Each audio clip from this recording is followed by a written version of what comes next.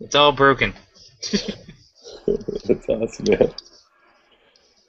Let me. How are you, Eric? I'm just trying to do something real fast. There we go. Just trying to get the link so we can promote properly. You know what's funny is that I've seen your heard and seen your podcast, and they usually start all the same way. Hey, Yeah. I'm just trying to figure out how to hold on. It usually starts with something like that, and then you get awesome. Well, it's true, because usually Google Hangout likes to mess with people. It Especially does. me. Yeah. I don't get the Google. I don't get the Google Hangout. I do Skype stuff. And did you figure it out, Ken?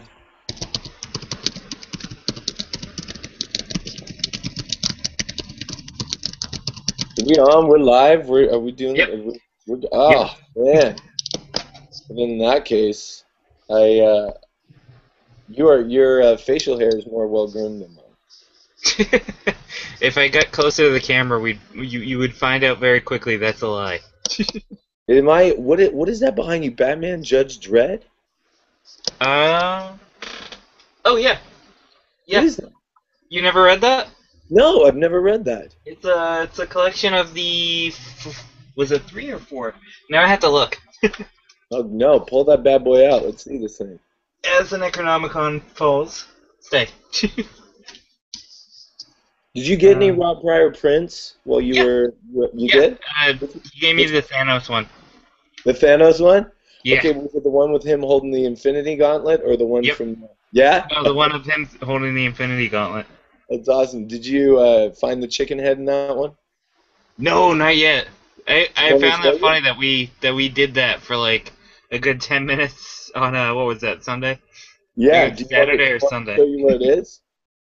No, where is it? Do you want me to pull out the print? Yeah. I was trying to look at to see. I think it's either 3 or 4 stories in here, and then I'm pretty Uh, sure it's 4. And then it was my two 'cause it's favorite characters, man. Carl Urban and how Carl Urban portrayed dear Judge Dredd. dear Amazing. God, yes. Yeah, amazing. I'm And then he's really been pushing and working with the makers. I talked to him at the Salt Lake Comic Con, Salt Lake City, Utah, oh and nice. yeah, we had a long conversation, and he said he's like, no, we're working. It's in the works. You'll see another Dread movie. And I'm just like, oh, I need that in my life. Love his Judge Dredd. Second, I'll grab it. Ken is still figuring this out. I've got him on speaker here. Hi, Ken. You're on speaker now, Ken. In the age of technology, I have you on speakerphone on my cell phone as I'm video chatting with Eric on Google Hangout.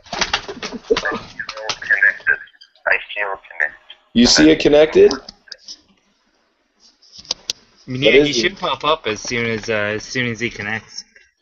Yeah, as soon as you connect, it's on Gmail. It'll be an invite was sent to you via Google Hangouts. Does he have to have Google Plus in order to rock this thing? Or is it? He does have Google Plus. You do have Google Plus, Ken. Because I found him through the Google Plus when he sent me his email. Ooh. You know what? Maybe I can't find the chicken. All right, so check it out. Go down to hold it up, Yep. or scroll up. There we go. I can't believe I just told you to scroll up. Keep going. Keep going a little higher. Yep. Okay. The chicken head is in that gold band that goes across from the gauntlet. Or no, it's not. It's in the bottom left. Oh yeah, I think I've seen that. Yeah, and it's Right there? big. Yeah.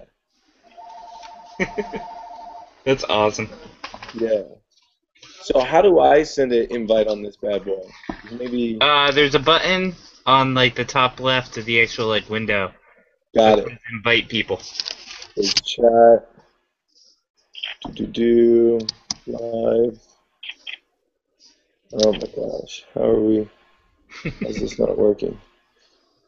One more. We'll spend like 2 more seconds on this. Yeah, no worries. Where? I don't see the invite.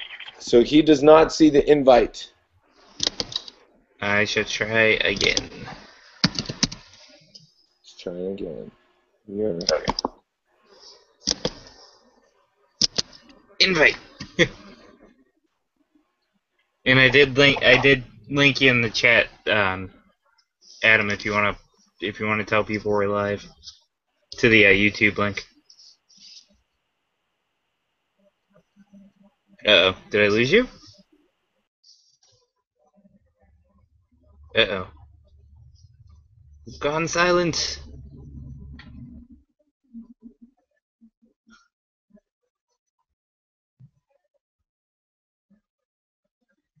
Hmm.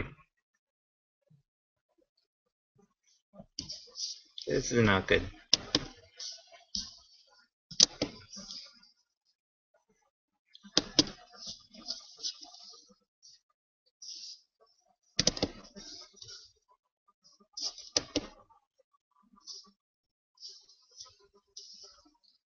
Come on, computer. Where you go, Adam?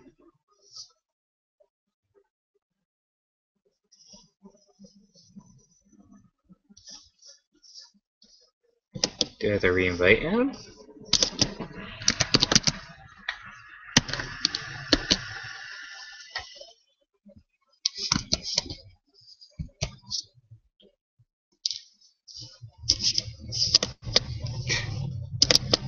Yep. Oh, there we go. Come on. What was that? You broke it. Yeah, I have not a freaking clue what I did there. I did something. I was like, did I lose you? And then I'm like, yeah, I lost you.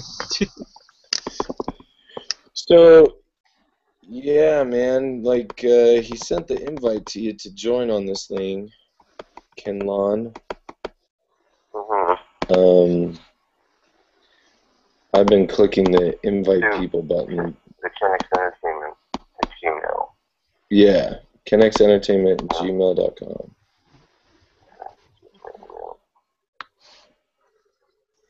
You, Eric. Alright. Well, we may just do this with the Kenlon on the speakerphone. It doesn't work. Good, I have a face for radio. He has a face for radio, is what he just said. So we let's just do that. Man, I wonder why I can't invite anybody. I don't know. That's weird. Google chat me, yo. I sent you a message saying Google chat me, yo. Yeah. But I don't know how. That.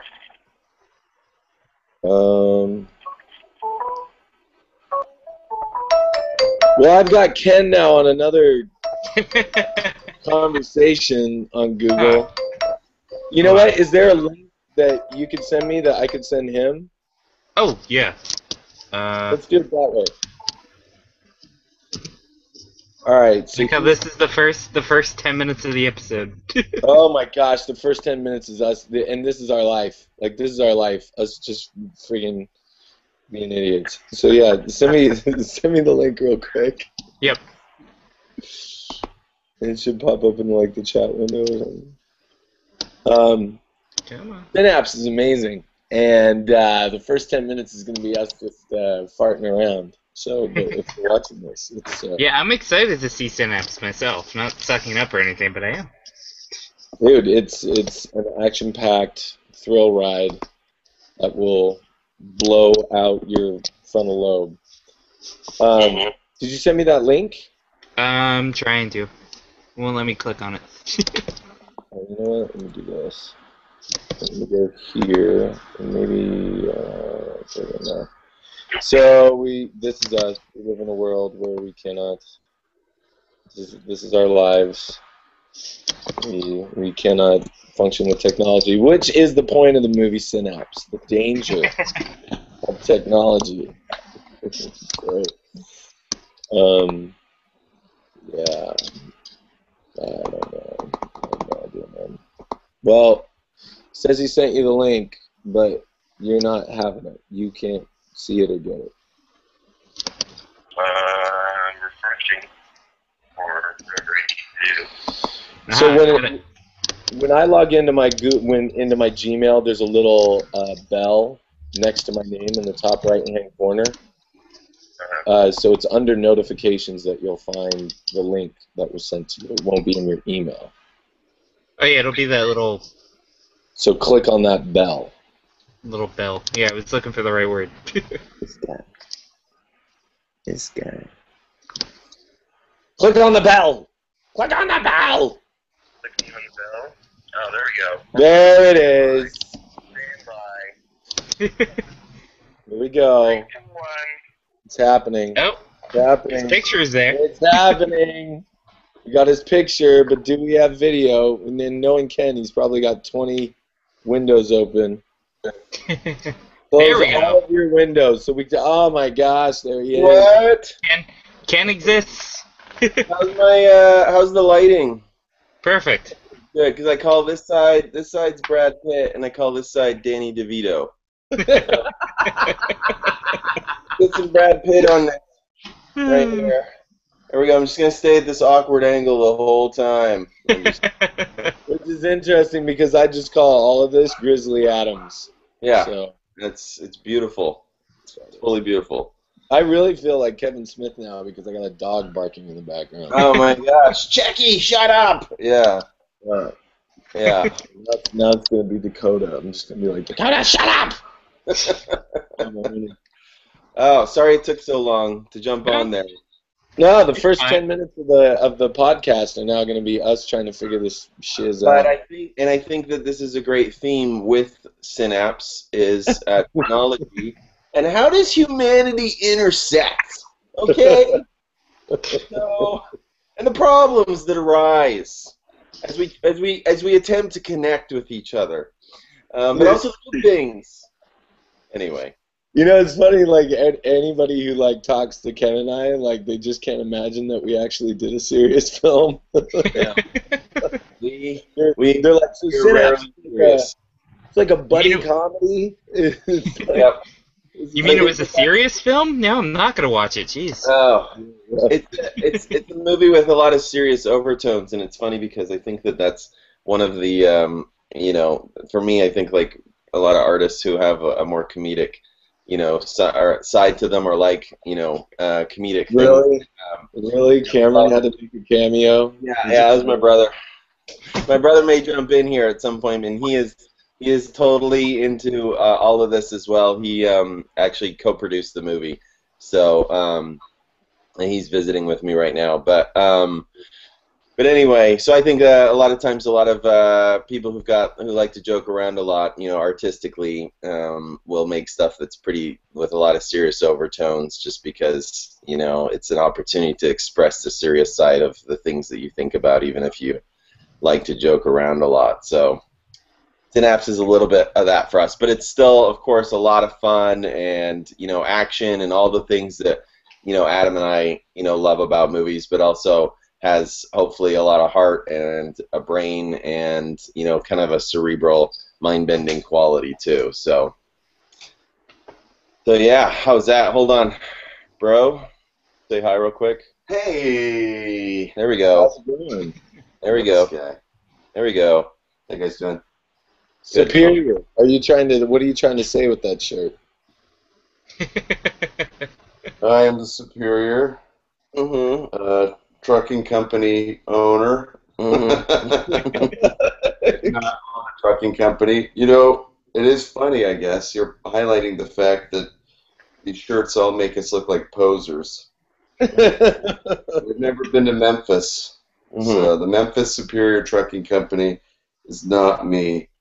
I'm starting to think that like this podcast thing probably isn't the best thing. It's all good. It's a train wreck. We spent like 10 minutes trying to figure out how the hell to talk to one another. The audio version will have the first 10 minutes cut out, but then it won't. Oh, that's good. That's good. Groove Good. on. And I will repost the audio. Yeah. That's good.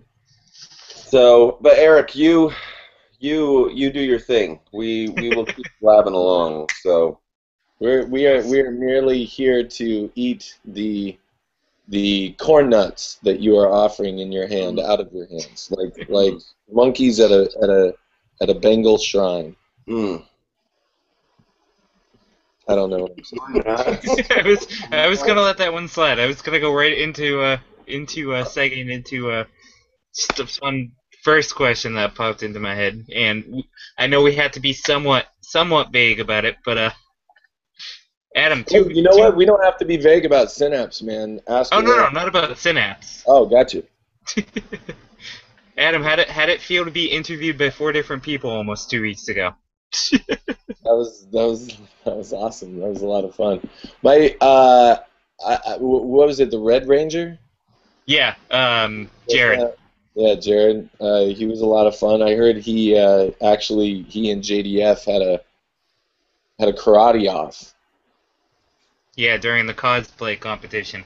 Yeah, that's freaking awesome. JDF is a lot of fun, man, and he's a really like genuine human being and a good guy. I got to talk to him quite a few times, but that's good to hear. That's funny to hear. Marvel Girl was fun, but I think the Riddler was a lot of fun as well. It's gonna go. I see how it is. Yeah. And I'm glad you got a Rob Pirate print, man. I'm glad you got that print, and there's some new ones. Are you gonna be at the Philadelphia Comic-Con? Not to my knowledge. I kind of wish I could, but I don't know what's going on for my schedule. I know I'm supposed to be doing hopefully Derby City at the end of the month. So Awesome. Well, yeah, we'll be in Philadelphia and in San Diego, and Synapse is in its final phases right now, and there's some really exciting things that are going on with that, and Ken and I have multiple projects that we're working on, scripts that are finished, things that are in various stages of production. So we're really excited about it. And Rob too. He's in that team with us. It's me, Ken, Rob, and a bunch of other people. If I actually told you the people that we met with yesterday, like who's on this Justice League that is being formed right now with Ken and I, you wouldn't even effing believe me. Like you'd be like, what? That makes no sense. And some buzz around a certain character, Luke Cage. nice. I'm just gonna leave it at that. Yeah. Did you probably already read about it or heard about it? Vincent D'Onofrio's playing Kingpin. Yep. Yeah, for the new Daredevil series. Yeah, that's pretty cool. What? That's amazing. Perfect casting too, because Yep. like I used to watch Law and Order. I'm like I can see that easily. I can see- Private Pile is going to be Kingpin. Yeah. Yeah, Private Pile, it's Kingpin. If there's one thing, That's I like think, a total career trajectory, like upward. yeah, I think it's With one stop at the breakup. I think Marvel does a good job on their casting. Like, overall, I don't think they've really made a mistake at this point. So Not casting wise, they have done it a movie wise. Yeah. Thank you. Yeah. Thank you for that. Ant-Man. I am no longer looking forward to you. yeah, Well, that was, I would say I think we actually talked about this, like the Punisher. I think like again Thomas Jane, really good casting, and I think he like embodied the physicality of Frank Castle. Like I feel like the movie he was just waiting around to be punished. Like he was having Thanksgiving dinner with Ben Foster and Rebecca Romaine Stamos in an apartment building, waiting for people. They had to keep coming. They knew where he lived. he's in a diner, and they still have to come and attack him. Yeah, they should have called the movie The Punished, and that was him. He was not doing any punishing during the movie. It was a very obvious weird. And then there's like a whole section, probably like 10 minutes of the movie in the third act, that like he just disappears, and it's all John Travolta for like 10 minutes, and you're like, where's the Punisher? When is he? I thought this was his movie. He was Yeah. growing a beard for one scene. And on a rowboat. Like I just didn't get it. And you know what? I'm even going to take it a step further, and I know a lot of fanboys are going to hate me for this, but even the little homage that he did to the Punisher, that was that YouTube video that he put out there with the soundtrack of The Dark Knight Rises. I don't know. Yep. Like again, and Ron Perlman, amazing. Thomas Jane, totally awesome, and I love those guys. But again, is Frank Castle really going to go in and buy a whiskey and hang out and talk to Ron Perlman for 5 minutes while these people, rape and pillage out in the street? Like, no. The first sign of, like, hey, lady, come with me, Frank Castle's going to be breaking arms and torturing fools.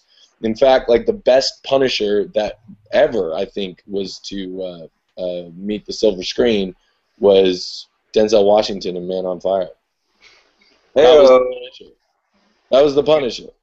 Yeah, he punished, man. That guy punished. John Creasy. If Thomas Jane, if there had been a better script and a better team at the helm of that, I think it could have been something really freaking amazing. If Penlin Clark was directing and Adam Simon was playing the Punisher. Oh yeah. When Guardians of the Galaxy is successful, we should totally get Frankencastle. Yeah. Oh yeah. Oh yeah. I loved Frankencastle. I thought it was an interesting take to suddenly take the Punisher and throw him into the most bizarre area of the Marvel Universe possible. And he can work in that area because the man is deaf anyway, so it just makes sense. But I actually really liked Warzone. I know that's a controversial statement, but I liked Warzone. I like Warzone too. Yeah. No, we both Ken and I really liked it. We've talked about the Punisher at length. I actually wrote a treatment for like how I would do the Punisher, how I would write it, and gave it to Ken, and we talked about it. But it's I liked Warzone. I thought Warzone caught that feel, and the violence was awesome. Yeah, the opening. The opening scene of Warzone. Oh my god. Oh yeah. That was insane. I was gonna say, and now he's Volstagg, so. Yeah. Which like. Yeah. They can't get enough of him at Marvel. Yeah. Yeah. What is Netflix show wise? Since we're talking about the Marvel stuff, I think I'm actually most excited for Iron Fist. What would you guys say you're most excited for out of those four? I totally agree. I mean, Luke Cage, obviously, and Iron Fist between those two.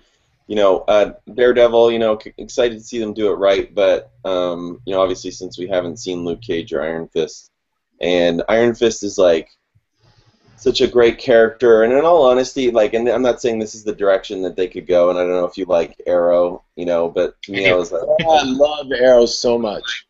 Danny Rand and the Iron Fist character could have totally been kind of Marvel's answer to Arrow. Not that they would want to do something very similar at the same time, but it has the potential to be, that kind of complicated type of wealthy guy, learning, the streets type of angle. So, yeah, very cool.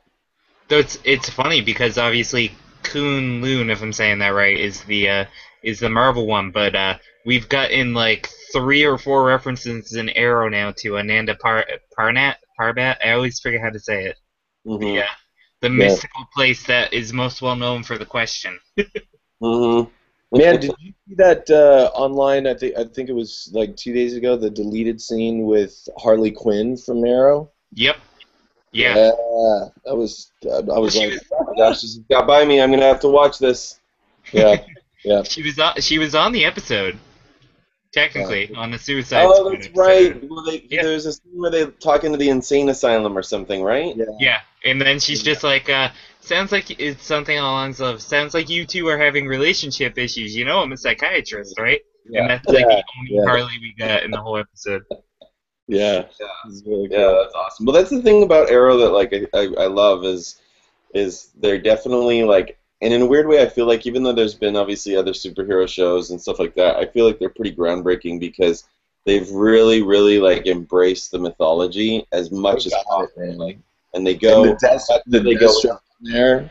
Yeah, Deathstroke. I mean, just the whole thing they've done, and obviously, I mean, the first season was like really really cool, and then the second season, was just like amazing because like every episode was just like nailing it, and really like drawing on the mythology of the characters, and I think that there's like a little bit of a lesson for a lot of other people, if they get that type of thing, like don't act like, oh, well, we have to, I guess, have them do these superhero-y things, it's like a little goofy. Like, they don't go that direction. They go, no, this is totally amazing, and we're going to, like, just be up to our elbows in it type of thing, so. Have you, and if you get a chance, head over to Rob Pryor's website and check out the print that he did of Iron Fist. It's pretty... Oh, yeah. I next show that Rob and I are at together, I get to pick up the Hawkeye one that we were talking about. Yeah, That's how me and you started talking on what was it Friday? Yeah. We started talking. And he came up and he goes, "I love that Hawkeye print." I go, "Dude," I said, "it's Jeremy Renner, but they put him in Rob put him in the traditional like Hawkeye costume from the comics book, so it looks awesome." The costume is Jeremy Renner. So I still say, going back to Arrow, if not season 3, and Adam, you'll probably agree completely. If not season 3, I really think by season 4 they're finally gonna bring in Hal. It might not necessarily be Green Lantern, but they'll bring in Hal. Yeah, they're gonna bring him in. Yeah, they're gonna bring him in. I saw an interview with oh gosh, it was actually a panel. Where they were talking about that, where they were talking about other characters, and then here's the thing, man. Like Marvel figured it out. Like they really figured it out. Like they figured out the formula of spacing out these films, and then having the television and having this crossover, and really making some unique things happening between the two mediums, between film and television, letting this kind of bleed over and letting it happen. DC, they've got Arrow, they got Gotham, and so it looks like they're moving. Gotham's Fox. It's only Arrow and technically it's only Arrow and Flash. Right, but what I'm saying is that if they know, if they're smart with what they're doing, that they'll have some kind of bleed over and crossover. But I think there's no. The problem is that there's no central voice in the DC cinematic universe, right? Like you have all these films like changing directors and changing hands, and there really isn't like a central voice like through all the DC projects that we've seen. Christopher Nolan's universe, his Batman universe, and now we're switching to a Zack Snyder's Superman Batman thing. So it's got comic book fans and fanboys, and I am one, like we're like cats. If you shine a light on the ground, we're gonna like chase after it. And what Marvel's done is just kind of had everybody's focus centralized and move and have these, they figured out the teasers, man, at the end of every film to lead into another movie. Captain America's got something with the Avengers. The Avengers has got something with Captain America, and they just kind of have these stories bleeding into one another, whereas DC's like, okay, we've got, Batman's over here, this is over here, and they've got it kind of segmented, which I think is... I think Marvel's figured out, the continuity, because the thing is, of course, when you read Marvel Comics, like, it is great to kind of, be picking up one issue and know that it's existing within this bigger universe, and obviously the big crossover sequence or stories that they'll do and series and things like that. Like, it's just awesome to have all the superheroes together at points and have them kind of guest starring in the comic books with each other and stuff. And so they basically turn that experience that people who have been reading comic books for a long, long time and love comic books have experienced. Like, they have my brother wants to get in on this one, but no, they have people who've read comic books for a long time and had that experience. Like, they're now giving that to the masses. People who don't necessarily read comic books, but now are like, wow, cool. Iron Man and Thor and Captain America and all these guys together, et cetera, et cetera. So DC, of course, has that same opportunity, with the same type of characters. And I mean, it'd be awesome if Arrow somehow intersected with their grander scheme of things, and at some point you had those type of characters crossing over and stuff like that. But I don't know, it doesn't totally seem that way. Well, That, and one of the sorry. oh no, I was gonna say that would mean that Warner Brothers and DC realized that Stephen Amell is basically the Robert Downey Jr., but they don't realize that. I know. They'd, I mean, I think he's freaking great, but. Well, and on a more holistic sense, kind of going back to what Ken was saying, I remember years ago Stan Lee saying in an interview, and of course, Stan Lee likes to talk about Stan Lee, but one of the things he said in an interview years ago was people were asking him, when you created all these characters, how come they're all set in New York City? And he's like, the chances of them coming in contact with each other are so much greater if they all live in the same place. And so when Tony Stark ends up on the West Coast, of course they create the West Coast Avengers and all that stuff, but the chances in New York City, with 8 million people or whatever it was at the time, of them overlapping each other was so much greater, whereas Flash is in one city, Superman's in Metropolis, Batman's in Gotham, Diana is somewhere in Themyscira or somewhere else, and the chances of you coming into contact on a regular story, they'll have to go up into space to go meet, in the Watchtower. So, I mean, I just wanted to weigh in. I wanted to get my geek cred on. But we still want to see them, I want to see Batman, and Well, and also S.H.I.E.L.D. may have had something to do with that, like Adam was saying. I mean, the overlap started, if you look at it, Nick Fury or Sam Jackson signed what? Yeah, they kind of put the burden on him to... 50, yeah, he had a 50-picture contract with Marvel. A 60. S.H.I.E.L.D.'s controlled by Hydra. Yeah. And so... No. S.H.I.E.L.D. is controlled by Coulson. Yeah. Hydra is its own thing, man. Come on. It's the old Christine's ex-husband who's doing everything, dude. He was always doing this. Always. That's my wife watched the New Adventures of the Old Christine for about a year, so that's how I know Clark. I really think the new Captain America was a statement about film festivals. Because, as we all know, Robert Redford started the Sundance Film Festival, and it really used to be an outlet for independent films, but it's now grown into, a flea market, if you will, for a corporate flea market. Yes, and so that corporate evil entity, the studios, Hydra, has infiltrated the Sundance system, and Robert Redford needs to die in order. When you cut off one head, two more up here.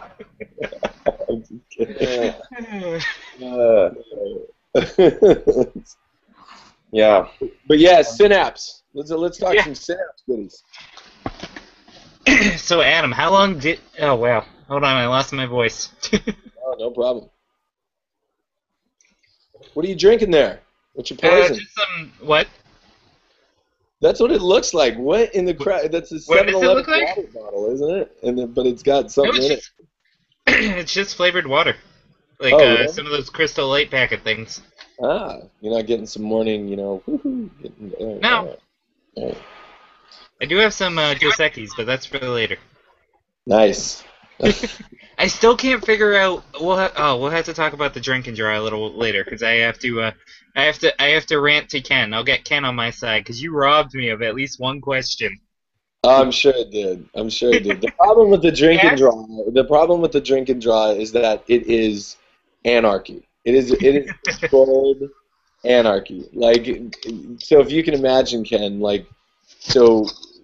we give away great prizes. I mean, we give away hundreds of dollars in art boxes and art supplies, and then hook up artists with illustrators and do all that stuff. But basically, we're getting all these artists and illustrators and on all these different levels, professional, amateur, whatever, and storytellers, and then we give them subjects, and within a half hour, they've got to draw, they've got to animate this thing, and they got to come up with the one-page story. Yeah, and Rob's ideas are always totally freaking twisted. Like, he does this, take your favorite Disney princess and put her in a film poster that's directed by Quentin Tarantino. So you like stuff like that. But you're basically getting all these like incredible artists and storytellers together, and you're just getting them hammered. And while we're doing this, we're giving them, trivia. We're giving them like comic and movie and 80s trivia, and we're rewarding them with drink tickets. So it's just getting them like even more and more riled up and drunk. And there was a couple of them when these just like fanboys, man, when they get freaking drunk, man, they just go crazy. This one guy, stands up and he starts singing the theme song to DuckTales. That would be Jared. Oh, was that Jared? I think it was Jared, yeah. Oh, yeah, Because he was standing right next to you and you pulled him over. Yeah, he did, and then he did. I think he did the theme song to Gummy Bears.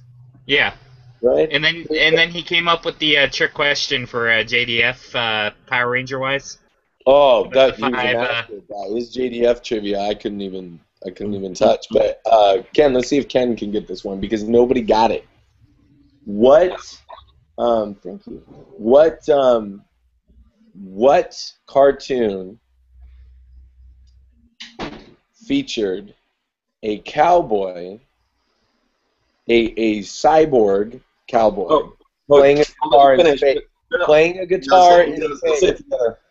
Wait, say it again? A cyborg cowboy who is playing a guitar in space. Oh, wait. Oh wait, a cyborg cowboy that plays a guitar in space. Plays a guitar in space.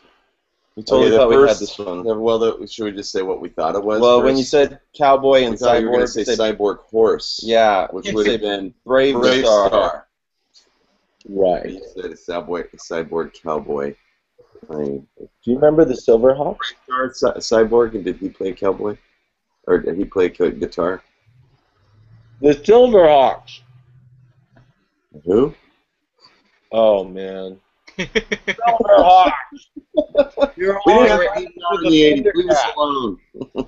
There were two that Adam got me on Ken. That one of them he definitely still owes me a beer for because I got the question right, but then I didn't get a drink ticket, and that was the what two actors had played Indiana Jones, and obviously it was River Phoenix and Hans and Harrison Ford.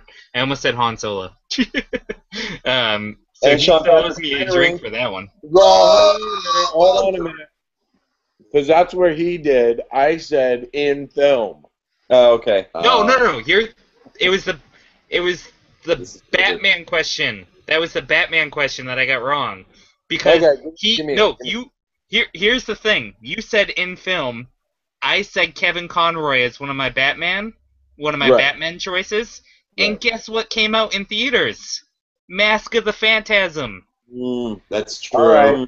That's true. Right. And that was a wide theatrical release. Yeah, no, that's what he robbed me on that one because he gave it to someone else. I gave it to the guy who listed the actors. I was looking for like people whose faces. You owe him a beer. You should have been more specific with that question then. All right. Here's the thing. You owe him a beer. I'm gonna. No, I told you I was gonna give you crap about that one again. Well, dude, I will either buy you one or I will give you a print. But yeah, let's since we're completely off track, because I am curious about this. How long did it take you to write Synapse? Because obviously it's been in production for a while now. So yeah, Synapse started. Ken and I were both working on a project that I wrote that Ken was going to direct, and we got robbed. It went a different direction. And so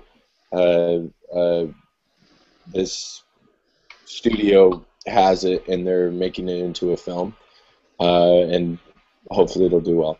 But it was out of that kind of situation and frustration and everything that was going on with that we decided that we wanted to not waste any time and try to pitch the idea that we had or the ideas that we had to other people, that we just wanted to go make a movie.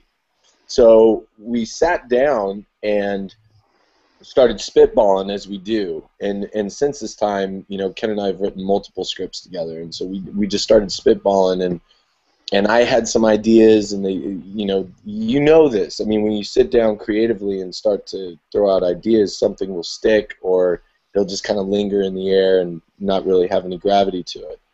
And Ken said, I had this idea. What if we lived in a world where the new drug was memories? And I thought, man, that's so cool. He's like, and he started talking about movies that he loved, like Strange Days and Total Recall and stuff like that. And so then we started talking about social media like Facebook and Twitter and all this stuff, and how people are kind of doing that now, that they'll delete friends off of a comment, that they'll add people, that they'll kind of create this perfect little world where they're famous and they're important and they're wonderful and all this stuff. And so they take away the bitter and the sweet, and they rob themselves of any opportunity for meaningful relationships by creating this bubble. Anyway, I digress. So Ken's like, well, what if we integrated like this social media aspect and like put it in there? And like my mind literally just went. Yeah, with Adam, all you need to do is say a few sentences, and then it's kind of like this Big Bang thing happens, and he's just like, and ideas and characters and everything just go, and all of a sudden there's like a wealth of material to work with and stuff. And so that's really kind of, it was just, like Adam says, just me and Adam talking, throwing out these ideas, and that was one. We'd actually talked about this other idea for like an hour before that, and it was almost like walking out of the room, or like, hey, what about blah blah blah, and then all of a sudden it was just like, and Adam, obviously like the idea was something we could see. We wanted to do something that kind of had this like film noir feel. So when you watch the movie, there are kind of the detective-ish character who, the lack of memories, the femme fatale type character, the informant type character, the G-man, like all those things that you kind of see in kind of the classic noir. We hopefully updated a bit, and Adam took those ideas, and I'm telling you, within, I don't know, like a day or two, I was already sending pages, and in fact recorded his voicemail. First day. Yeah, the first day, because like as an actor, and Ken was sensitive to this too, that like it's about the relationships, like with all the coolness of the world and everything, which we have, man, and we got it. And I mean, we got it, and we did our research. We spoke with the head of the neuroscience at UCLA, and collaborated with him to get some of the science and the tech that's actually emerging that hasn't come out yet to be featured in the film. And so that's all cool, but it really comes down to the relationship. And so the relationship is about a father trying to connect with his family, like trying to find out what happened to his family. Like that really is at the heart of it. And the relationships that we formed with the characters were just so great, dude. And so, I mean, to answer your question, the idea came out like within days. So I started sending stuff to Ken. In fact, I called him. He was on a date with his wife, and I sent him a voicemail of the commercial that you'll see on our YouTube channel. Do you ever wake from a perfect sleep only to dread the waking day? Do you ever feel lonely, depressed, tired, disillusioned? Which Dana Hunt is an incredible actress, like performed so well. Adam, don't take this the wrong way, but she's much better looking than you. She is. Yeah. I mean, can you imagine my face advertising any kind of drug unless it's being sold on the corner? Like, I'm the perfect face for like methamphetamine, but like. Well, you can do 5 Hour Energy or something. 5 Hour Energy is oh man, caffeine is advice. But we got it cranked out really quick. I mean, I think it was in the course of 3 weeks. And just a word on that, Adam is one of the fastest writers and also most high quality. So it's really like, it's funny that, somebody can write that fast and kind of hit the nail on the head over and over and over. And that's really, a lot of the way Adam works. I mean, he's very passionate, and so it comes through. in the writing. So everything he was sending was just like, it was so cool and already had this like great kind of angle to it. And I think when we kind of originally were talking about the idea, we're like, well, you know, what if it was, well, I don't want to give too much away, but you know, what if we went in this angle of, you know, involving the cops and stuff like that? And he kind of flipped that a little bit around on its head without saying too much, and found kind It's of a really a drug film, right? I mean, yeah. So it's like more like a crime drug film, but in this world, you know, the drug is the memories that people are trading with each other, and also in focusing on the organization that's attempting to kind of regulate that and kind of all the mishaps that are happening along the way. So, you know, kind of a really cool, and in all honesty, like when I read through the script, like Adam was touching on these like sci-fi ideas that I don't think I've ever heard or seen somebody really go to, and it was so cool, like just the angles and things that he was putting together.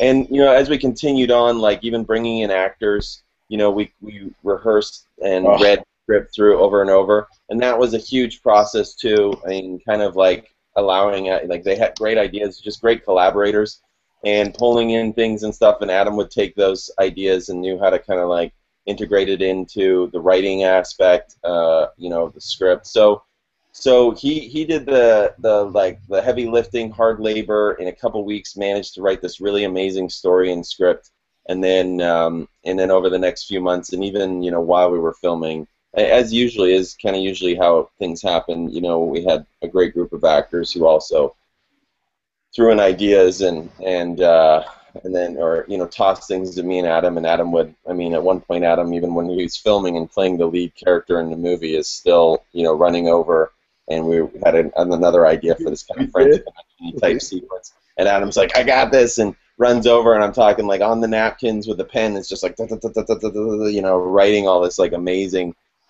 stuff that we shot, and it works so well, so so that's kind of a little bit of the process. We did it really fast. I think you can probably get that from what we're saying.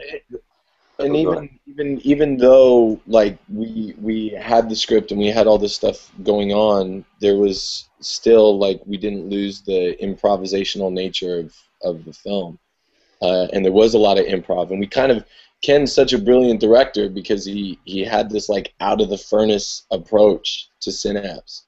So, and I don't want to give away any of his trade secrets, but basically we were living in this thing. So like anywhere the camera turned, there was no like grip truck, you know, in the background. There was no like craft services that was in our eye line. Like we lived and breathed in these, you know, wherever the scene was taking place, wherever the thing was. Ken had the ability to move anywhere around that room and stay within the reality of what was going on.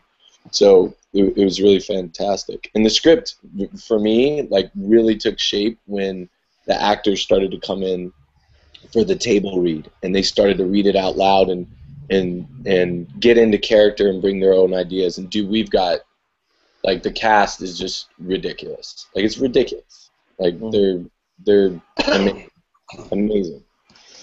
Yeah, we stand by the performances in the movie, you know. And like when I film, because I shot the movie myself as well, and you know, and that's kind of a little bit what Adam was talking about was I at certain points kind of a little bit along the lines of a documentary filmmaking approach, you know, to kind of follow the action, and the actors would know where to go, but in between those moments, the camera could be kind of moving at any angle and could be getting them so, you know, it's not just like, oh, face this one side to the camera, et cetera, but was anywhere at any times, and they kind of had to be completely encompassed in the world because I could be swinging around and moving around, et cetera, et cetera. And I do storyboard. I storyboard almost every shot, so I've got a big binder of storyboards, so I prepare that way, but also try to keep that kind of lively interaction. So, yeah, if you don't mind.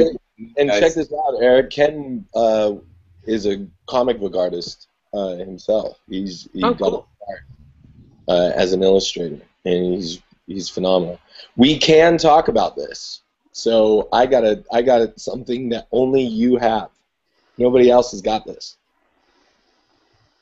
you have an exclusive, my friend. So, Synapse, the graphic novel, is coming. It's Awesome. in the works. Ken's going to be handling like the layouts and doing all that stuff, and Rob Pryor is going to be doing the cover illustrations and some illustrations on the interior. But we're doing that right now. Like that's moving forward. It's a done deal. Yeah, having Rob, the greatness of Rob on, something like that is just, I mean, it's a huge, obviously a big honor, and so cool to have Rob's artwork, with these ideas, et cetera, et cetera. So, Yeah, geez, Adam, how'd you get so lucky hanging out with all these artists? Adam can answer that better. Well, like I think like-minded people attract one another. Rob and I met. And like ever since we met, like we just kind of gravitated towards one another and hooked up. We met through a producer who's working on this other film that Ken and I were originally attached to, and but Rob and I just kind of, you've met Rob. I mean, there's no ego. The guy's all about the art. He's a very driven artist. He's a great guy. Ken's very much the same way.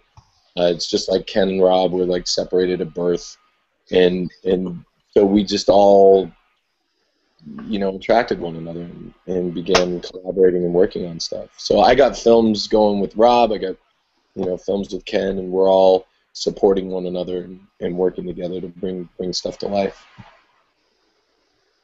Awesome. And Oh, go ahead. I was just going to mention, kind of as a bit of an outside party. I mean, I'm a part of this, but watching these guys work, one of the things I want I just wanted, and Adam's going to hate me for this. He hates it when I start heaping praise on them. So Adam, turn off the speaker for a minute. But Ken doesn't mind. Ken doesn't mind. You're going to watch his head expand in front of my face here in a minute and take the whole screen. But no, I'm kidding. But watching this evolve, I've been, watching this, from the beginning with these guys, and the crazy thing about it is and Adam's being very cool about it, and so is Ken. The things that happened for them that led to this, the other business deals, we'll say, the quote-unquote Hollywood stuff that goes on. Then one day they're just like, let's just go do this. Let's just go do this on our own. And it's a true personification of the lesson that every aspiring artist can take, not just filmmakers, but any artist. And you hear that all the time. Just go do it. Just go do it. And I think so many people fetishize filmmaking, and they're like, I've got to have. What did you say? Did you say fetishize? I said fetishize. I said fetishize. I won't take credit for that, just so you know. I've heard other people use the phrase, but I'll have a Diet Coke and a fetishize number 5. Coming right up, sir. So long story short, though, I don't want to go too long here on it, but I just want to say, from the time that they conceived of this idea to the time they had finished production, I mean, they did it in, probably less than 2 months? It was about 3 months, yeah. 3 months. And then, of course, came the really hard, editing and post-production and everything that this guy has been doing. He used to look like Joseph Gordon-Levitt before this all started. About a year ago, he was young and clean shaven, and no, I'm kidding. But now I'm just like, hey. But the thing is I guess that's all I'm trying to say is just go out and do it. Like these guys are showing, that you can mount a production that's going to look way better than the money you put into it, this kind of thing, and you can do it because technology is now on your side, and if you get, like Adam said, like-minded people on your side, you can make this happen. See, I could see Adam's looking uncomfortable. He's like, stop. Well, I mean, stop raising me. Well, I think the thing about the yes, like make something good. Because that's the other thing. Like I know a lot of people who have either funds or equipment or access to actors or whatever, and they'll run out and they'll make something and not really think about the story or the relationships or anything. I mean, they're just trying to make a movie. They don't know what or how or what the story is. And I think that's probably the wrong approach, and that's where people get disenchanted and like disheartened about the film process. Like, make something good. Put the effort into the story. Put the effort into the relationships. You know, suffer and bleed for the thing. And if you do it, then your product will be good. I agree with that. And that is the caveat. And the way you can find out things are good, obviously, is I think one of the big things. If they have an amazing trailer. Yes, yeah, you have to have that too. But you have to have passion. I think you have to have passion for it. That's one of the things. And then also, don't be afraid in private to fail. Like, in other words, if you have a trusted small group of people who can look at stuff and tell you, I don't like this, I don't like that, and don't take it personal. And that's how you get good. Adam's right. You have to make something good. And the problem I think we have now is YouTube. You can go shoot something and put it up there or something else, and you didn't refine it. You didn't let anybody else look at it. You're like, okay, I'm going to just test it in the marketplace of ideas. Well, it's funny that you say that because I've thought about this too. I'm like, when I was growing up and I used to make a lot of videos, and I made, tons from, by the time when I was 10 years old, I was one of those guys with the camera in his hand. I was there. Making movies all through high school and just every little, animation. I did animations on whiteboards. Actually got a little film scholarship in high school for a commercial I made on farm safety on a whiteboard, and I would animate these things. This is before the internet. Whiteboard idea. Yeah, so you know. I had no. Yeah, exactly. I had no social life whatsoever There was in no high internet. school. Yeah, but it's funny because you used to be able to do these little videos, and you'd show your friends and everything like that. And of course, the internet's amazing, but it allowed you to kind of just show your people around and everything, and not necessarily throwing it out to, the world, and where they're kind of just like, before you're really kind of getting up on your feet, kind of like, oh, that sucks, or oh, da type thing. And so it's a different world a little bit than now than it was when I was, growing up and doing, things through the 90s, but I was able to fail over and over and over and over so much before really having to put something out. So What is that? What am I hearing? That would be. Hold on. Is that a baby or a cat? I think it's a cat. Troublemaker. Troublemaker. Meow. Oh, I love cats. What is the cat's name? Wade.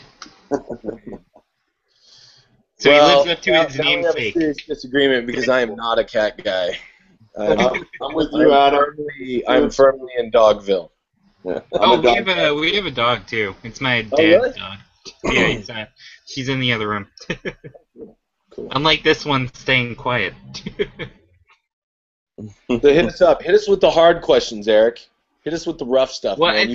I think one of the reasons I'm like really looking forward to it is because, especially with all the teaser shots and like all the stuff you guys have released so far, it does. And I know you mentioned like the detective and noir stuff, but that's kind of what it's reminding me of. It was like similar stuff like Kiss Kiss Bang Bang or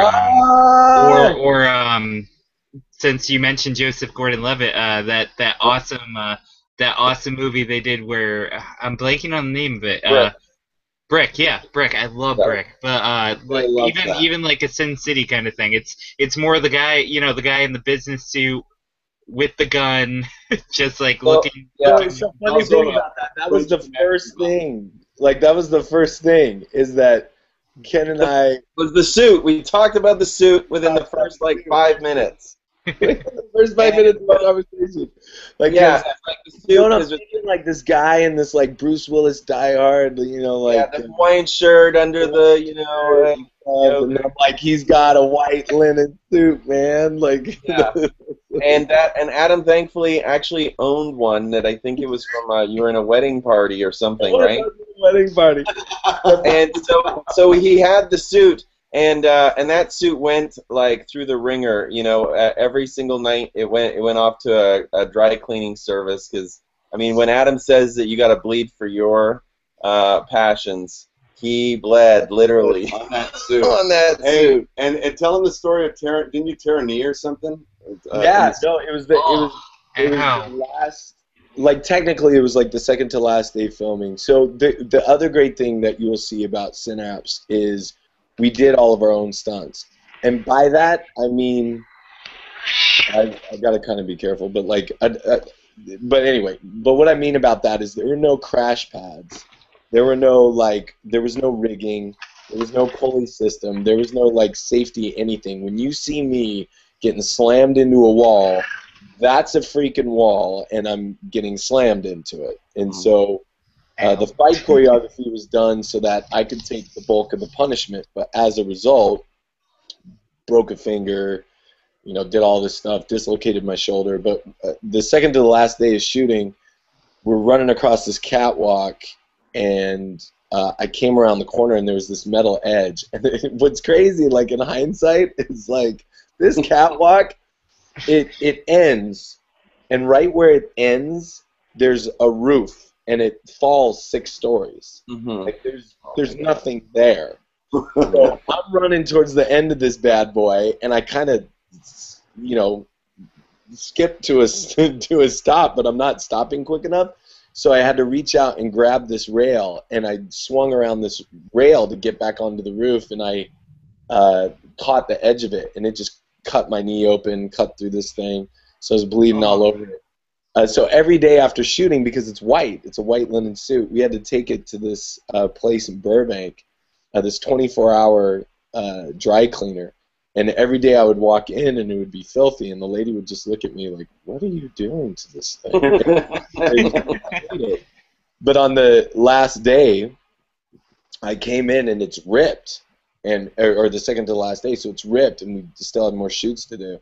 So it's ripped, it's got blood all over it, and I hand her the jacket, and she goes, "Oh, again?" And then I hand her the shirts, and she's like, "Oh." And then I hand her the pants, and she just looks at it, and she goes, "What did you do?" Never mind.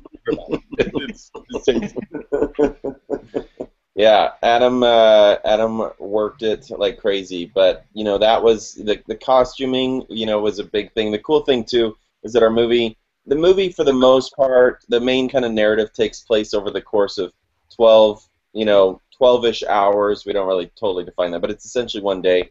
So that made to all the independent filmmakers who might be listening, like. That definitely makes your costume changes a lot easier. As if you're not making a movie that's taking place over a long period of time where the characters have to be changing all the time, but are more or less dressed the same way for a good portion of the film. Adam's character, of course, has memory sequences that we go in kind of we play with the timeline a bit, so there are other scenes and sequences with him, but for the most part he's dressed the same. So that was one of the things that was, I know, fairly appealing to people that we partnered up with, was like, oh, like they don't have to spend time changing clothes, and the wardrobe. And the locations. Yeah, too. the wardrobe isn't crazy, and of course the location, the way we work at our locations. So we were able to maximize. Like we shot for a short period of time, but that short period of time, if you were to kind of compare it to like the way a lot of other independent filmmakers are shooting, I would like to think, we even though it was 2 weeks, we maximized in it. It would be the equivalent of 3 to 4 weeks type of thing, just because of those things, not having to necessarily change, and the company moves were very, very quick and short. And but yeah, and just one other thing real quick in terms of the costume and kind of bringing up the noir aspect, like I said, that was one of the first things me and Adam talked about, and so it has that throwback to the dude in the suit, the Hawaiian shirt, the tank top, the kind by the dude he meets the Big Lebowski. The Big Lebowski, no, and and has those. I'm the dude. Has that has those feel, and so hopefully people kind of get that noirish quality that that we love. And there's another trailer coming. We have behind the scenes, another behind the scenes featurette that's coming out this week, and then there will be another trailer coming out that kind of reveals more of the world. Have you seen because another one popped into my head that actually, like, some of the themes that you guys have talked about probably hit right in line with us. Have you ever seen Dark City? Dude. Oh my I gosh. love Dark City. Dark City is one of my all-time favorites. In fact, even a great question as well is have you ever listened to the Roger Ebert's audio commentary for Dark City? No, I didn't even know that existed. Now I want to. Buddy, it's one of the best. It's the best. It's a film school. It is a film school, and it's funny because I was in film school when I really first watched Dark City, and I watched it. Of course, I loved it, and then I played the audio commentary by Roger Ebert, and it just like my mind was just like, you know, and I played it again twice. You know, I just played it twice in a row and I've listened to it once in a while, but it really is probably one of the best audio commentaries you can listen to in terms of Ever. looking at, you know, film theory and style and kind of how Alex Proyas put that movie together and, you know, kind of just the whole, I mean, it's just, I can't say enough good things about it. It's amazing. Yes, rest in peace, Roger Ebert. Well, and Dark City really like was a big influence on the film. There were two films that really like had a big impact on the storytelling and also with the actors. Like we working with the actors and talking to them, we were like, go see these movies. Yeah, Dark City was at the top of the list. Yeah. Dark City and Narc. Joe Carnahan. Nice. Yeah. Yeah. So, because Narc is it's a drug film, and it's very like gritty and grounded in a sense of reality. So if you can imagine like dealing with these high kind of technology aspects and these kind of crazy ideas, but then grounding them in this real world gritty cop drug film. Those two things just coming together and having a cinematic baby. Having a cinematic baby. And Narc is a huge influence. I think most of the things me and Adam probably think up visually and stuff like that. And to me, that movie is just so, I mean, it's like a really underrated gem, and I know it's not, not a ton of people, unfortunately, I don't think have seen it, but it is really just like one of the most kind of realistic portrayals, probably, I mean, according to the way people talk, of the kind of cop life and the undercover type of situation. And it was really like, and just like Adam said, it was really like, if we could take the world of Narc and just add sci-fi into it, like what would that kind of be like? And so that's a really, we're totally open about it, by the way. We'll tell everybody Narc was a huge influence on it. So. Dude, I'm a huge, and Ken is too. Like we probably talk about Joe Carnahan like every week. Love him. Love him. They do. His treatment for Daredevil, like he needs to do Daredevil, like 70s Hell's Kitchen. Like, come on, like that's the way to do it. Like it only makes sense. But yeah, it was just amazing. And let me say, because I know you're leading into this, but the cast, dude, the cast. Can we talk about the cast? Talk about the cast. Please do. Yeah, dude, Sophina Brown, and I know, like, everybody that I've talked to, I usually run through the same thing because I got to keep it short and simple, so I'm always like, Sophina Brown, she's on Shark, and NCIS, and and I'm kind of ratting it off.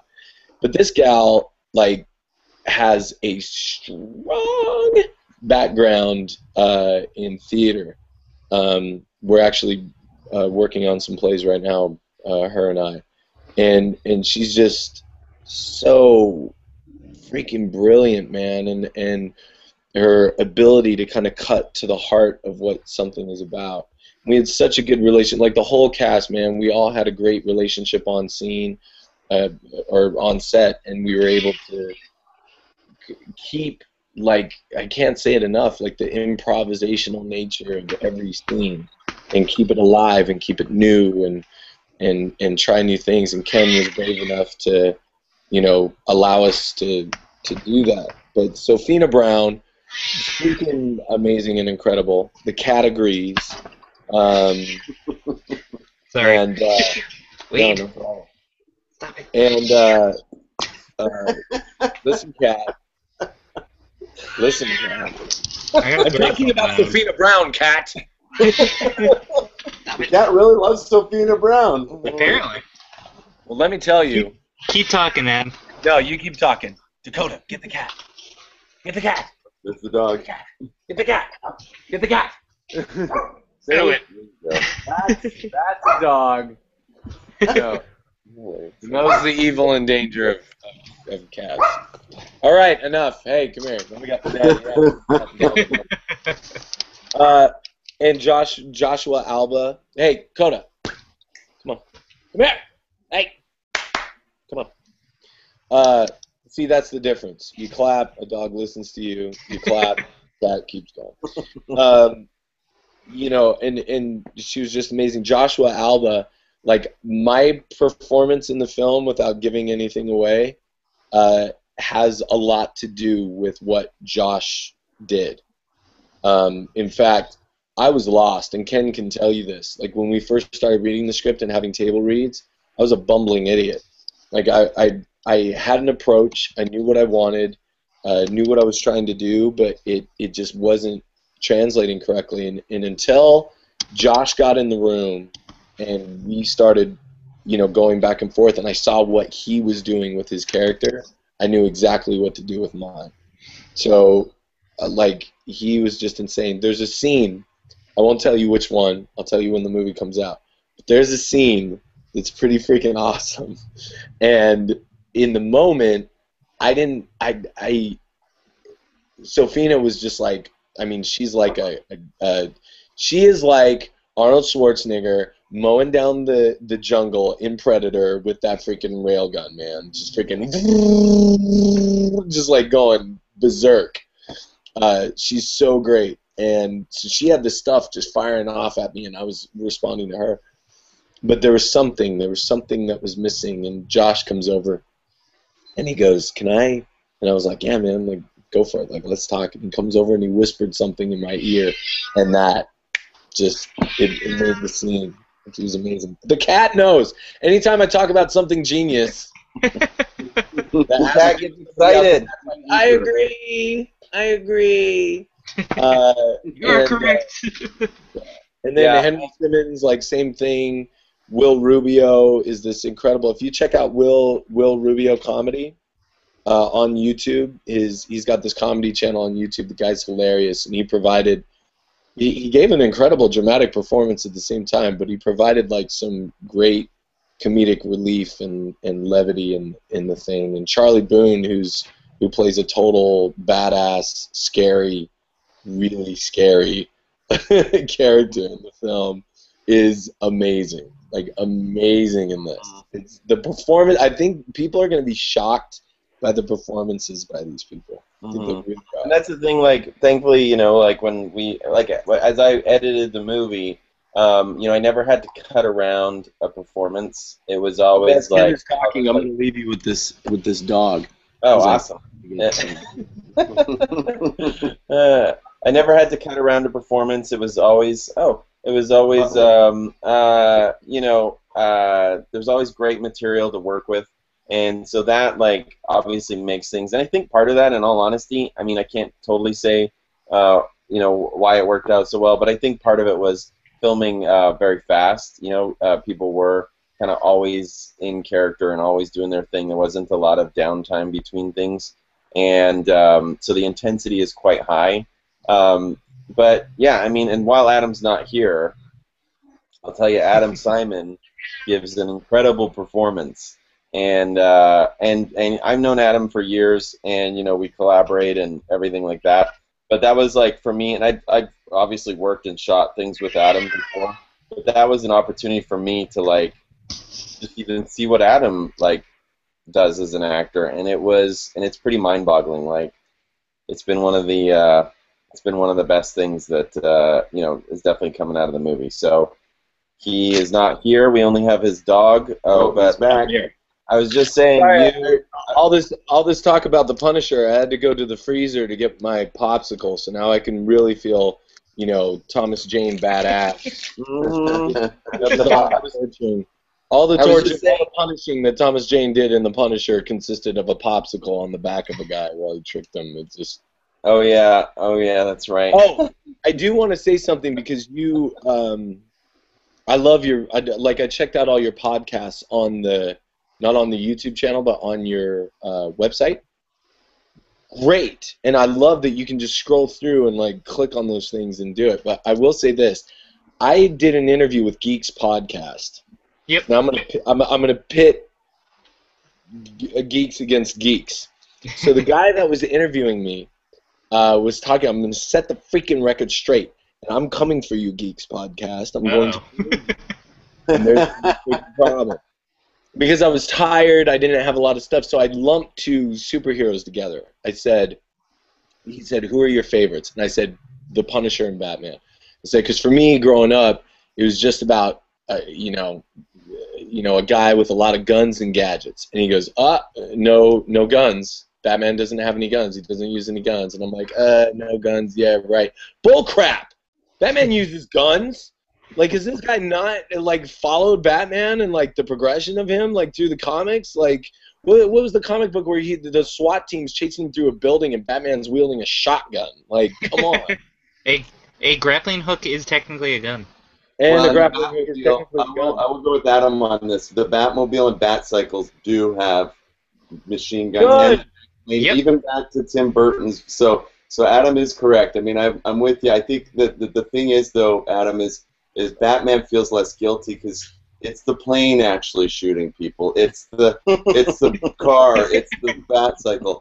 Batman usually isn't gonna pull the actual trigger that is attached to the barrel, 2 inches away. What you're saying is Batman's philosophy is bat guns kill people. Batman That's doesn't. right. That's right. Batman doesn't kill people. Bat guns kill people. I love it. And obviously Frank Castle, tell me what you know. Tell me what you know with the popsicle. Just I don't get it. Actually, first Punisher comic I think I read was the Matt Fraction run during Civil War. Matt. That's what made me a Punisher fan. Dude. Yeah, I mean What was it? The third, I think it's either the third or the fourth issue. The funeral issue is possibly one of my favorite standalone comic books I've ever read because it's just reminds so me of The good. Godfather. What? Reminds me of The Godfather. Have you seen The Godfather film? Yeah. It's got this, and interestingly enough, it was that series that you're talking about that influenced the first PlayStation Punisher video game, where you had the option. In fact, I think they included, I think they did. I think they included elements of the comic book, because I remember watching the behind the scenes. But that video game was amazing. Like the video game, the Punisher video game is better than any of the Punisher movies that have been made, for Pete's sake. We did a new comic day strip, my webcomic. We did one about about when Frank was brought into Civil War, and he point blank spoilers for those who haven't read. See, Civil War. Dude, Dan and I talk about this all the time, dude, all the time. Well, no, like Civil War itself is terrible, but a lot of the stuff that came out of it and like during it was really good. Like bringing Frank back into the mainstream Marvel universe right after Brubaker. Yeah, it was Brubaker. Right after Brubaker brought him into Daredevil to help break Matt out of jail.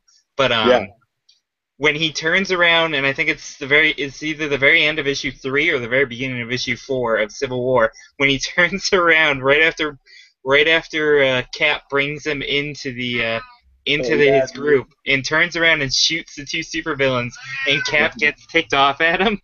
And it's just like, what are you expecting, Steve? He's the Punisher. He's gonna kill people. Just because they want to work with you does not mean Frank's gonna let it happen. I'm gonna kick this out to Marvel, because apparently, like, DC and Marvel listen to Kevin Smith's podcast and they just steal ideas from him. So, and that's the truth, man. Like, you kind of look at like what's going on in the universe, and they're all things that Kevin Smith has said. Like, it's he needs to be suing people. So if they listen to my show, oh, sorry. This is where I think it's going. I think it's moving to Civil War. I think it's absolutely moving in that direction. Oh, I think they're going to pit Cap against Tony Stark, Oh, in the movies. in the movies. Yeah. Okay. I think that's where it's going. Like I really do. I think that's where they're moving the universes because there's subtle things in every movie that I'm going, wait a minute, like Yeah. that makes sense. And Yeah, even alluding to the Winter Soldier and Yeah. you know, kind of like he takes the shield in you know, Winter Soldier, which of course is, you know, something as a result of the Civil War sequences. You know, so I mean, Civil War. I probably enjoyed Civil War more than a lot of people. I'll admit. But you know, I'd be surprised if Marvel didn't find a way of somehow going down that path because it was such a popular comic book when it came out. You know, dude, that's and like this is how you bring it in, buddy. This is how you bring it in. You do a great Punisher film starring Adam Simon as the Punisher, and Penlin Clark. Shave first. Penlin Clark directing, Adam Simon as the mother effing Punisher, dude. So that happens, and it's really gritty. It's kind of like the Hurt Locker meets Man on Fire. Like that's what needs to happen. Like, you know, Frank Castle's out in Afghanistan doing like Black Ops and stuff like that. That's where the movie picks up. So, but at the end of that film, you start the next Avengers film moving into the Civil War series by the Avengers bringing Frank in. And you remember that, I can't remember which issue it was, but when all the Avengers come after Frank and he freaking jacks them and eventually it's like, Oh yeah, I think that was the last series, the Greg Rucka stuff. yeah. Because there's like a 5-issue miniseries, even though it was It's still in part of Ken's like. bathroom. It's in Ken's bathroom. That's how I know, because I read it while I was in Ken's bathroom. yeah, my comic collection. But he does, yeah. Like Thor shows up, and there's an army The library. literally training, and he gets involved in them. And then Tony Stark like flies in. And he's like, "Dude, he's just a guy. Let's go get him." And he flies in there, and the building blows up. Like, oh man, that's so. You have the opening sequence of the movie is them bringing Frank in, and then you go off into whatever the storyline is for the rest of the film. But Well, while I do think it would be awesome for Civil War to happen, we all know exactly what they're building up to right now. There's a reason Guardians of the Galaxy is coming out. This is Avengers 3. yeah, for sure, Yeah. for sure. Infinity Yeah. Gauntlet is Avengers 3. There's no way it's not at this point. Yeah. How do you feel about the Brolin? Josh Taking Brolin. off? I'm kind of excited because I Yeah. think he can pull it off.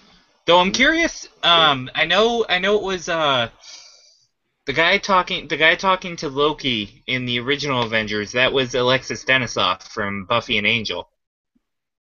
So I was kind of curious who originally voiced Thanos in the end of Avengers.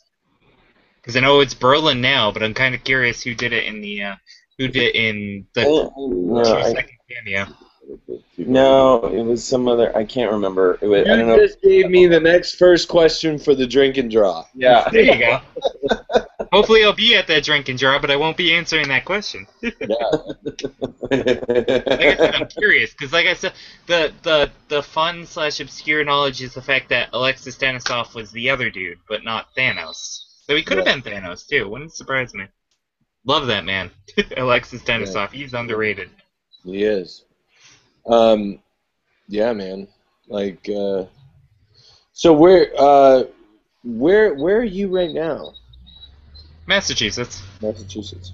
Yeah, I live in Massachusetts. Never been. Well, I've been to other places for conventions, obviously, but never lived anywhere other than Massachusetts. One of these days. Well, I'm in San Diego right now, and Ken's in LA. Nice. Lucky. Well, it's probably hot over there, isn't it? It's Nice. 70 degrees. like a Oh, cool, nice. 76 or something down here. I'm from Vegas, Eric, so I can vouch. It's 108 degrees out in Vegas today, so that's why I came to LA. Because it's all desert out there. It is. It is. It's horrible.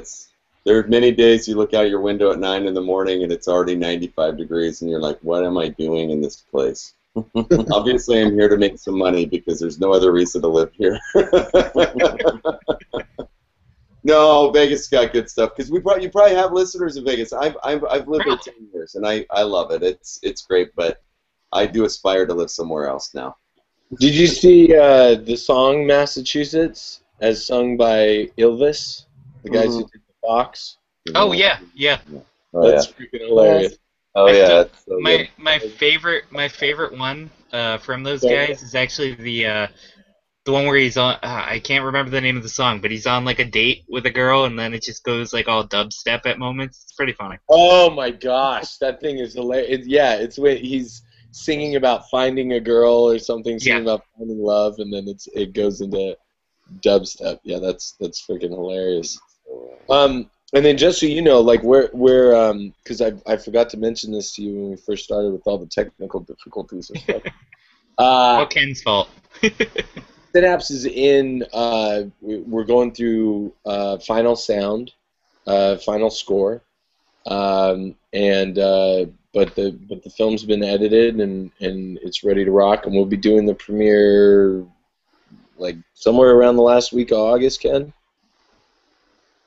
Yep. Can Oh, no, does that mean no Dragon Con, Adam? No, I mean, I've been talking to the guys at Wizard World about because they have a film festival section of the con, so we're going to be putting Synapse into that rotation, and actually, the Salt Lake City Comic-Con in September will be screening the film. So that's important for everybody to know. So Awesome. Salt Lake City, September, November, or last week of August, we'll be premiering the film either at Los Angeles Center Studios or Union Station, Hollywood locations. And dude, that's something that I gotta say, like, because I'm thinking of everybody that I never get to mention, but like, if you build it, they will come. So we made this movie and started into it, and literally, dude, I'm not kidding. Ken and he has so much to blackmail me with, like it's a little scary. He's got me like shirtless in a shower crying. He's got footage of that somewhere locked on his hard drives. He's got me running down the streets of San Diego. Like we originally started this thing just running and gunning, like picking out locations and looking around for cops and just shooting. And then, but once things started to really come into fruition and we were working with the actors and stuff, Ken went into, he's got a really great relationship and long-standing friendship and relationship with Hollywood locations and Los Angeles Center Studios, and he went in and spoke with Brian Brosnan and Pete Brosnan over there and Susan Saldivar and established that relationship. And those freaking people believed in us, and that's the thing. If your goal is to make a quality product, the people will come in. Like they will come. Like I just believe in that, and it really was Ken's connections with them, but they didn't do it because of the connection. They did it in part because of the connection, but also because of the product that was being made. And they had great faith in Ken because of all the years and years of work that he had done as an editor and a director and a filmmaker over there with them. So they came in and just, man, they supported us. They provided us the locations and really helped us out. Like they were phenomenal. They were amazing. Yeah, I mean the thing is you can't, if you're going to do an independent project, it's funny that word independent is obviously thrown about, and it has its context, but it's also a very interdependent process, and you really have to be willing to ask for help and bring in people, who can, work with you and you work with them and you come together to make something. And so if you're working on a project and you're like, how in the world am I going to do this or this or this, just don't be afraid to ask people to get involved with you, because and hopefully it's people that you have you've developed a good relationship with them, but because they'll do it. And yeah, Hollywood locations and Los Angeles Center Studios, two of the best places to do any type of filmmaking venture. So definitely check that out. Yeah. And man, if anybody who listens to this thing or anybody who's watching this thing, if you're in a similar boat, if you feel like you can't do it or you don't have any resources or you just you're meeting like roadblocks. Like, you can do it. You can do it. I was just shocked that Ken and I, just looking around at the places that we had been working in for years and years and years, that we found all the resources that we needed. The acting conservatory that I went to, the Joanne Baer and D.W. Brown studio in Santa Monica, I met tons of actors. It's where I met Sofina. That's where I met Charlie. There are obviously actors involved in the production that didn't come from that studio, but we were able to take a look and say, okay, out of the people that I know that have come from here, who's really dedicated, who knows their craft. Because it doesn't, I'm sorry, man, like, and this will be another controversial statement. Here we go. But American Academy of Dramatic Arts, Juilliard, I get that the schools, it matters where you go, it matters where you get your training, but the school does not an actor make. Like, if you don't have that thing in you, then it doesn't fucking matter where you go to school. Oh, can I say that on YouTube? Guys, But, gotta like, put it next to it, dude. it doesn't matter where you go if you don't if you are not committed, if you are not persistent, if you are not diligent. Now, if you are, then you can take the resources at that school and do wonderful things. The school where I was at, that studio is a Meisner program. It's a great program. It's amazing. I went through their 2-year program and then 1 year of intensives and coaching and master classes and stuff. But anyway, digressing. You can do it, because if you'd be shocked, man. Like, if you, Eric, if you were to say, I want to make a film. I have this story. It's really close to my heart. I want to do this thing. If you just took a look around at your family and friends, people that you know, people that you've interviewed, people that you've talked to, you would find an incredible amount of resources to go and do this film. And so that's what I would say to, like, any independent filmmaker, whether you're a writer, an actor, a director. Look at your people, like the people around you, and don't be afraid to ask. Don't be afraid to ask for help, and get the resources that you need, and go make your film. Yep. But Ken kind of handled the nuts and bolts better, right? Like, Ken, what on the production side of things, like, actually day-to-day crew, like, stuff like that, what benefited you the most? I mean, one of the things I think that from a filmmaking and artistic experience, it's just like, you are putting together your team, and you need people that you trust and are going to do a good job, and especially if you're going to do a low-budget independent film, every single person has to really count and bring something to it. So for me, I knew that I actually was going to use some other cinematographers to shoot the movie, but then about 2 to 3 weeks before we were going to shoot, I kind of expressed interest in, like, I should just shoot this. And I worked in music videos for years.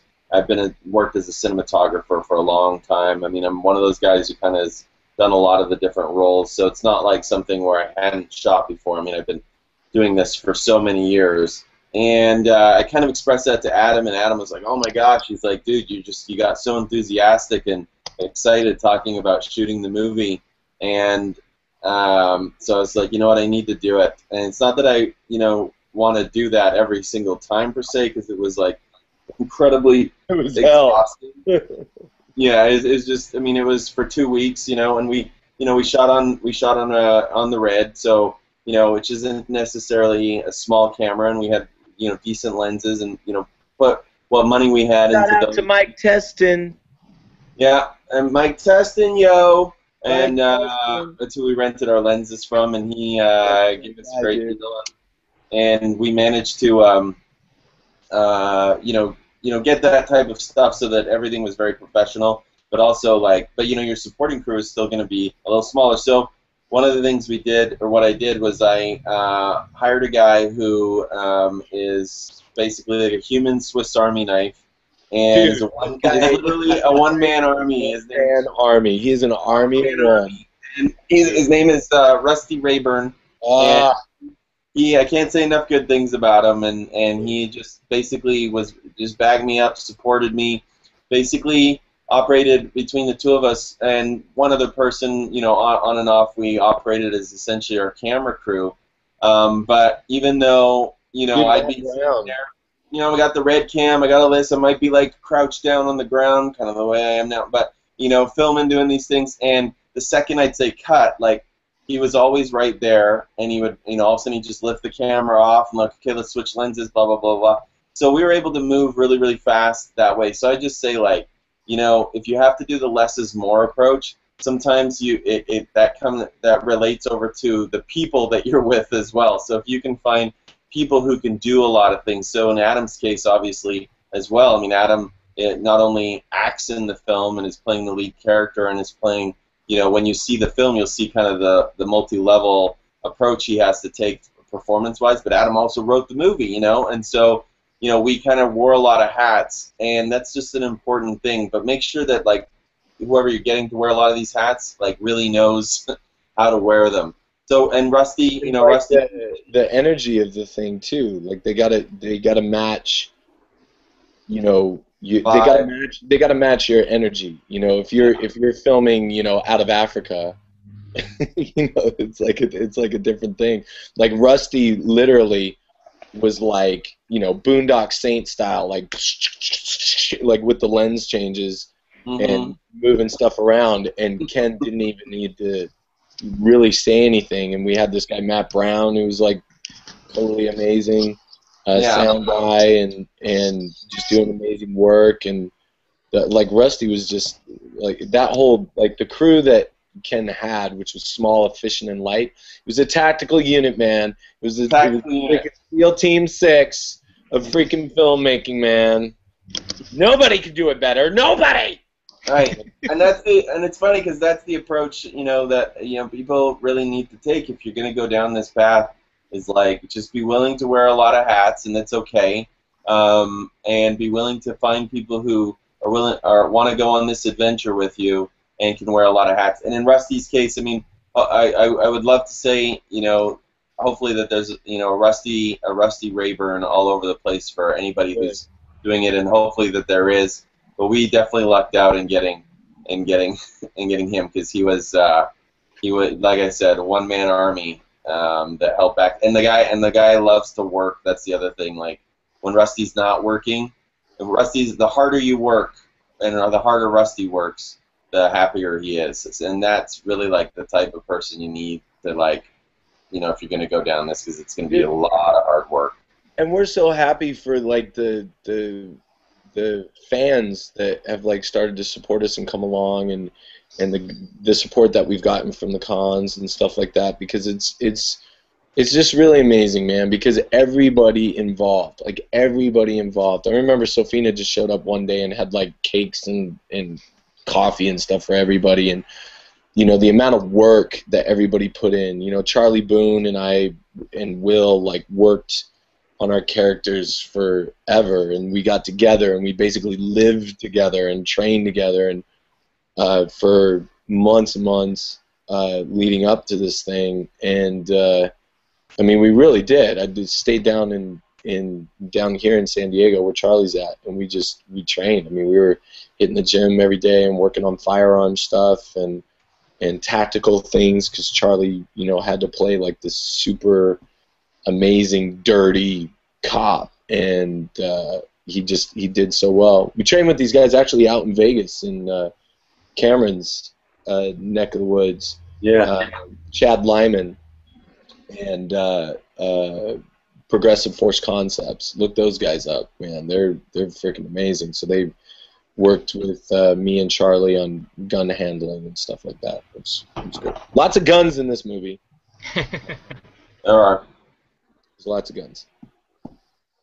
And I'm just looking at time, and obviously don't want to keep you guys too long. But where can people follow the project and how everything's going, like internet wise? Where can they not, my friend?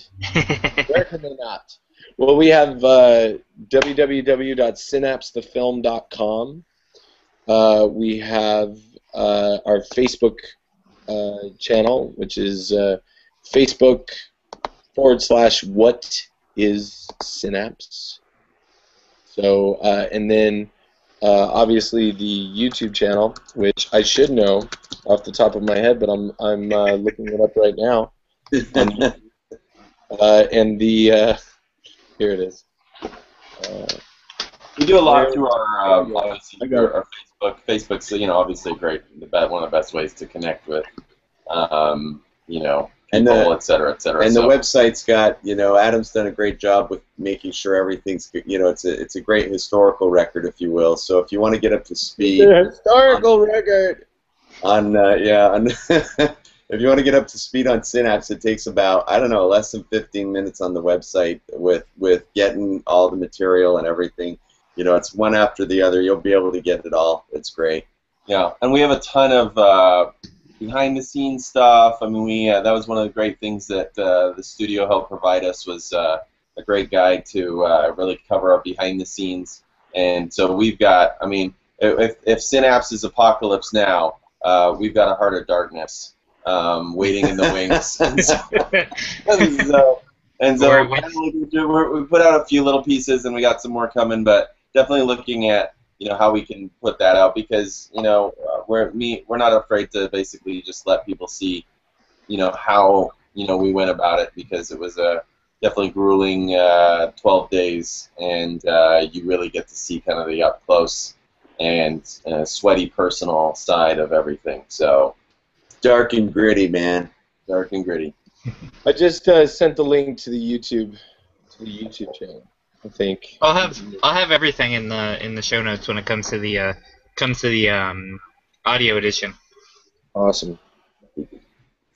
How are you, Adam? How are you still talking when you're muted? What is this? I can still hear you. You can still hear me and I'm muted? Yeah. Oh, yeah. Every time you hit mute, I can still hear you. It's weird. Why did I hit mute? I don't know. Like it keeps saying that your mic's muted. Anyways, before we hit the stop broadcast button, is there anything else that we should talk about and go over? Well, I'd love to go visit Massachusetts someday. So yeah, you should. Our for you. Boston Comic Con. Well, actually, I think their table space is out, but next year you and Rob should come up here, Adam. Done. For Boston Comic Con. It's usually in August. It's a really good show. Awesome. No, this next year, Rob is actually scheduled to do 2 cons every month. So I'm actually going to take one of those and just hit them all. And Ken's going to be joining me on a lot of those, and we'll be promoting the film and screening the film and talking to people about it. And and people are like, oh, what, sci-fi thriller. But I think this movie, this is something we haven't touched on. I think this movie really addresses some serious topics and some really serious things that are happening right now, like having to do with new technologies that are emerging, nanotechnologies, memory transfer, memory recordings, all these government programs that are taking place, and some private programs that are taking place in the development of these technologies. And quite frankly, I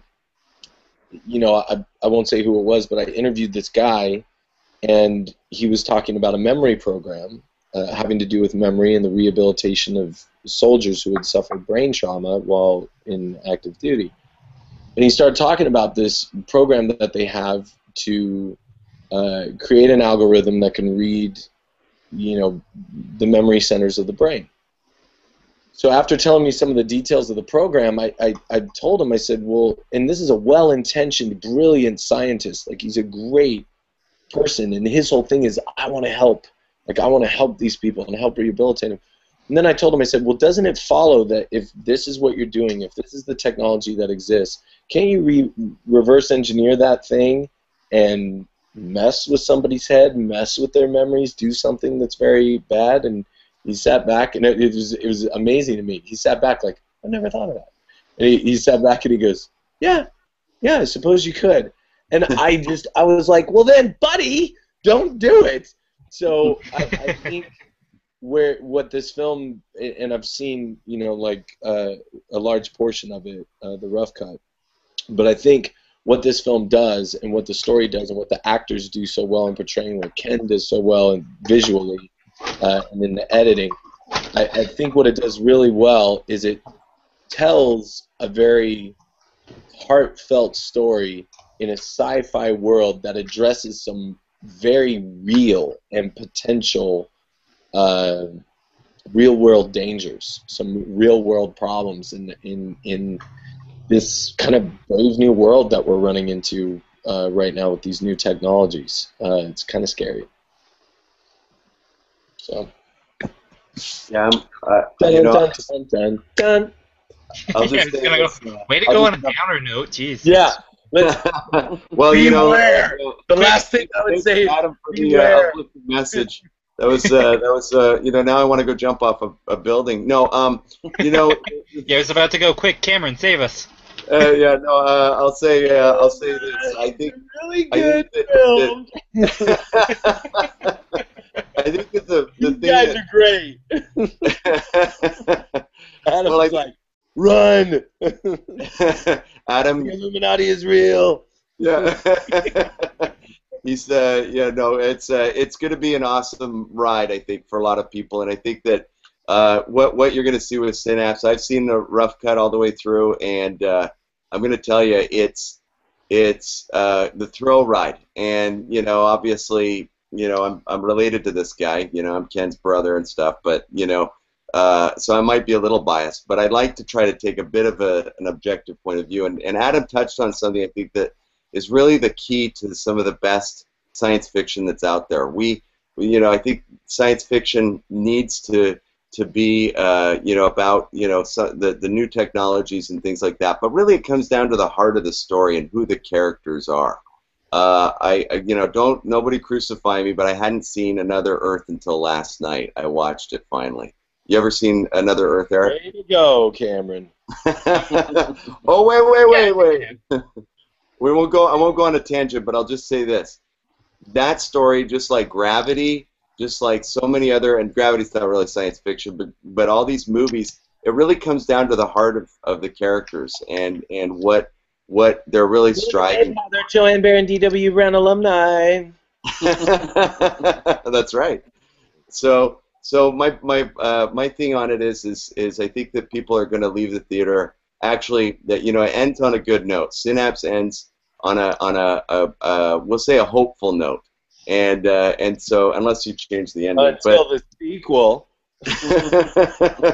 well, I'm just saying this is very general stuff we're talking about here, but it's not one of those things where you just go, oh man, this sucks, everything sucks, it does leave on a hopeful note, and I think that you're going to see that. So that's kind of what I wanted to. And if you like those things, and obviously it's got we got the cool gunfights and the chase scenes in the cars and the all those type of things that you kind of like in action thrillers, but with Suzanne Summers.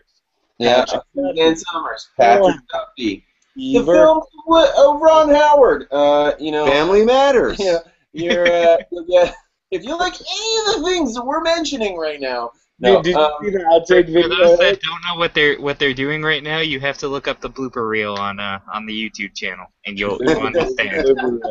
It literally took Ken and I 3 hours to make a 2-minute YouTube video because we just could not stay serious. We could not stay serious, and so we wound up with all this footage of just us literally just trying to do a 30-second commercial, and it took us forever because we can't stay serious for more than a second, and so I cut those pieces together into a short blooper reel that people can see. I just love how at the beginning you're just like, I'm not saying anything. You're the on-camera talent. I'm just here for show. And then you go crazy.